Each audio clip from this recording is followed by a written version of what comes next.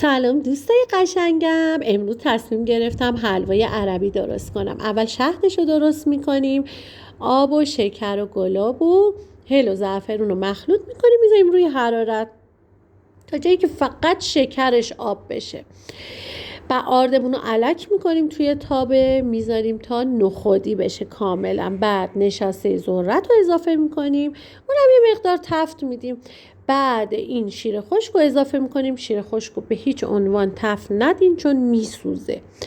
بعد اینکه مواد رو مخلوط کردیم دوباره الکش میکنیم و بعد روغن و کره رو بهش اضافه میکنیم و میذاریم روی حرارت تا دوباره یه مقدار تفت بخوره و بعد میذاریم مواد یه مقدار سرد بشه، از حرارت بیفته و شهدی هم که قبلا گذاشتیم سرد شده رو باش مخلوط میکنیم و دوباره میذاریم روی حرارت گاز تا یه مقدار موادمون خودشو بگیره و یه حلوای کشدار خوشمزه به دست میاریم. وای نگم از این حلوا چقدر خوشمزه، کاملا با طعمش با اون حلوای دیگه فرق میکنه. حتما درست کنین، نوش جونتون باشه.